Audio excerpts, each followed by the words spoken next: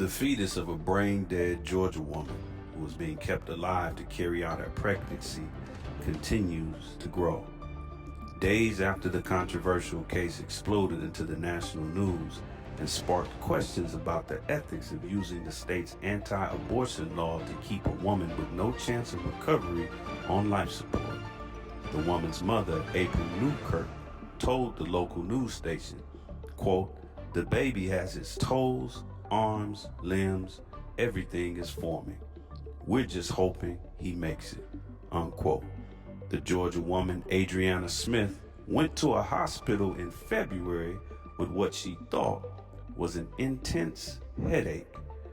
At the time, Smith was about 8 weeks into her pregnancy. The hospital discharged Smith after providing her with medication. The next day, Smith was rushed back to the hospital after she woke up gasping for air. The hospital diagnosed her with blood clots in her brain. Within hours, she was declared brain dead. Under Georgia law, abortion is banned after about 6 weeks of pregnancy.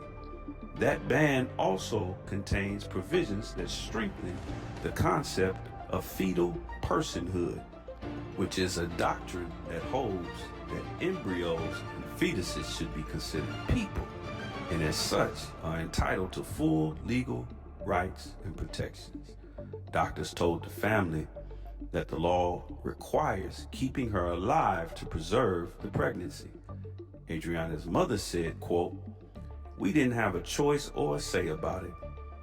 We want the baby. That's a part of my daughter, but the decision should be left to us and not the state," unquote.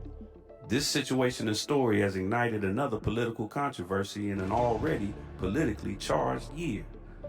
So-called liberals say Adriana and her family shouldn't be forced to live on life support to save the baby, as it goes against their stance of what they call pro-choice, while so-called conservatives defend the decision as a pro-life situation.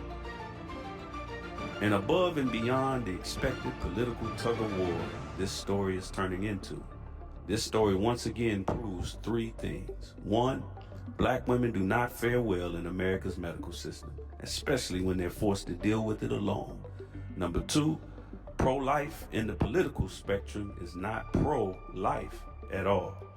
In the recently passed One Big Beautiful Bill Act by the current administration, funding to Medicaid and the Supplemental Nutrition Assistance Program, also known as SNAP, will be severely cut. Medicaid insures 71 million Americans and pays for nearly half of all the childbirths in the United States. And SNAP benefits provide what's still known as food stamps to over 42 million low-income parents. So what America really needs is a whole life platform and not just a pre-life platform disguised as pro-life. And last but not least, third, what the political left calls pro-choice is also a political game. Women, especially Black women, are encouraged by the political left to downplay or reject the so-called nuclear family structure.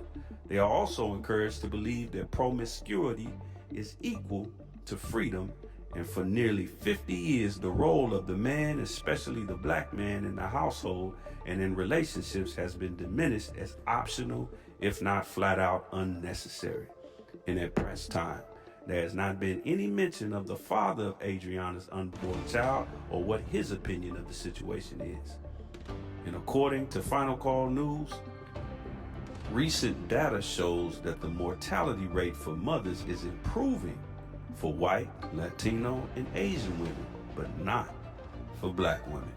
And according to a recent Center for Disease Control, also known as CDC report, 40% of Black women experience discrimination while receiving maternity care. It is also unclear what type of medication Adriana was given in the first place when she visited the hospital before the blood clots were discovered. And in the Muslim program, stated on the back page of every copy of the Final Call newspaper, point number 11 of what the Muslim believes states, "We believe our women should be respected and protected as the women of other nationalities are respected and protected.